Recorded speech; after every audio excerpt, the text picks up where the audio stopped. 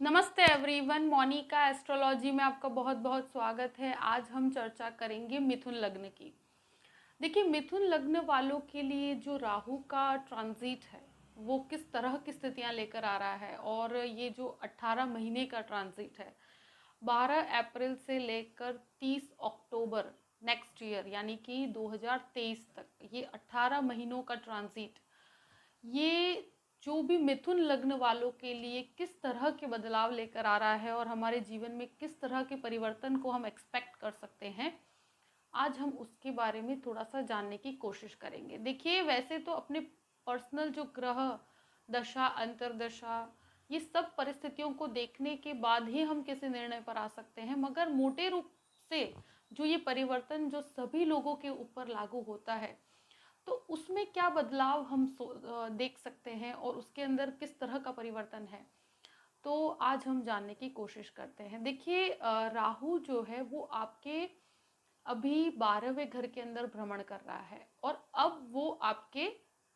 11th house में यानी कि 11वें स्थान पर आएगा, और केतु आपके 6th हाउस में से निकलकर आपके पंचम भाव में चला जाएगा। ये जो चेंज है 18 महीने का, तो इसमें क्या हो रहा है कि राहु ने काफ़ी समय से आपको काफ़ी एक्सपेंसेस या काफ़ी प्रॉब्लम्स में से एक चिंताओं में घेर के रखा था। उसके कारण क्या है, आपके अकारणीय कुछ ऐसे खर्चे आपने उठाए हैं, और एक बहुत ज़्यादा विचारशील स्वभाव आपको दिया है। तो अब उस स्थिति में से अब ये 11th हाउस में आ रहा है यानी कि 11वें स्थान में आ रहा है। देखिए, 11वां स्थान यानी कि 11th हाउस जो होता है कुंडली का, वो राहु का बहुत ही अच्छा स्थान माना गया है, और ये मंगल की राशि में है यानी कि मेष राशि के अंदर है।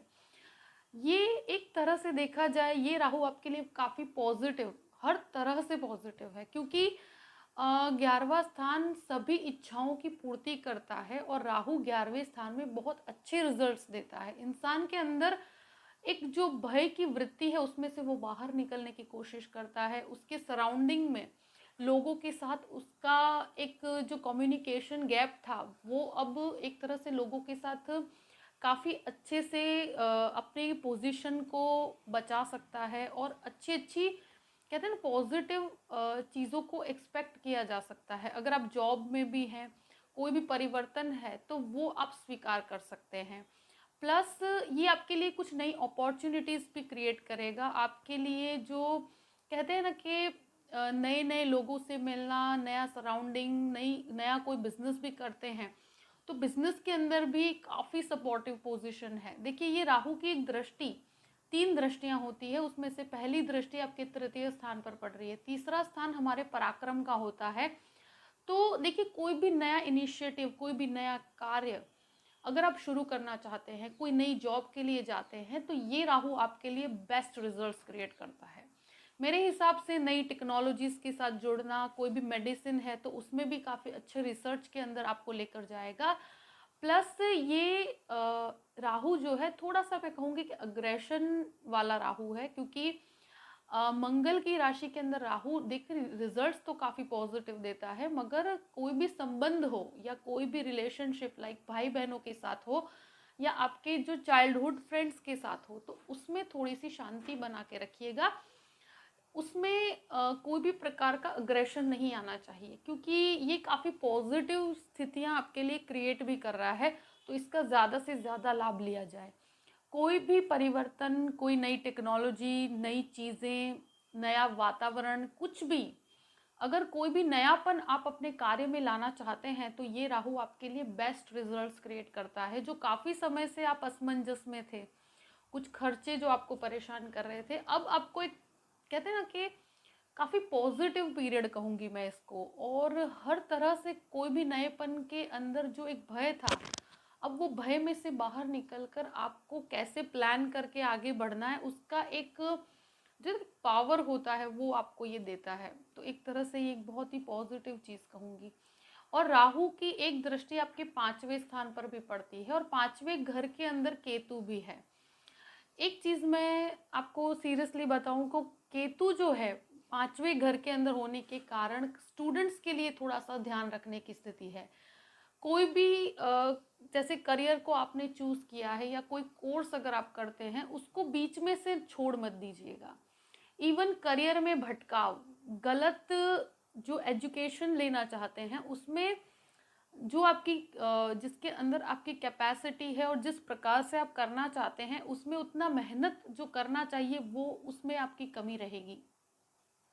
तो स्टूडेंट्स को बहुत ध्यान रखने की ज़रूरत है, क्योंकि 5वें घर के अंदर केतु डिस्ट्रैक्शंस भी देता है, राहु की एक दृष्टि भी पड़ती है, उसके कारण स्टूडेंट्स को भटकाव की स्थिति भी है। और जो अगर कोई स्टडीज़ में है, कोई अच्छी कोर्स कर रहे हैं, तो उसमें आपका मन भटक सकता है, ये चीज़ का आप ध्यान रखना। कोर्स भी अगर आप करते हैं तो एक कोर्स को छोड़ के दूसरे कोर्स की तरफ, या इस तरह की जो भटकाव है वो भी स्थिति एक क्रिएट होती है। तो देखिए, बहुत स्थिर बुद्धि के साथ और एडवाइस लेकर कार्य कीजिएगा, और जो भी कार्य पकड़े उसको बीच में से मत छोड़िएगा। और भटकाव किस प्रकार का मैं कह सकती हूँ, अगर आप कोई लव अफेयर के अंदर है, रिलेशनशिप के अंदर है, कोई मतलब ऐसा प्रेम संबंध है आपका, तो उसके अंदर एक चीज़ मैं कहूँगी कि मिसअंडरस्टैंडिंग्स क्रिएट होंगी और संबंध टूटने तक की नौबत आ सकती है, क्योंकि ये केतु 5वें घर के अंदर अकारणीय विवाद और अपने एक दूसरे के ऊपर भरोसा न करना, अविश्वास और रिलेशनशिप के अंदर भी भटकाव होते हैं, यानी कि वो इंसान 1 2 3 रिलेशंस एक साथ मेंटेन करता है। तो ये चीज़ का आपको ध्यान रखना है, और इसके कारण आपका कोई रिलेशन जो काफ़ी अच्छा और काफ़ी अच्छे लेवल पे है तो वो न टूटे, इस चीज़ का आपको ध्यान रखना है। क्योंकि ऐसी चीज़ों में मैंने देखा है कि जो काफ़ी समय से जो प्रेम संबंध होते हैं उसको भी मिसकम्युनिकेशंस के कारण या एक दूसरे के ऊपर डाउट के कारण वो संबंध टूट जाते हैं। तो केतु संबंध तुड़वाता है, तो इस चीज़ का आपको ध्यान रखना है। अगर ऐसा कोई है तो संबंधों में बहुत शांति बनाए रखिएगा, तो फिर चिंता वाली कोई बात नहीं। और स्टूडेंट्स को भी काफ़ी ध्यान रखने की ज़रूरत है इस मैटर के अंदर।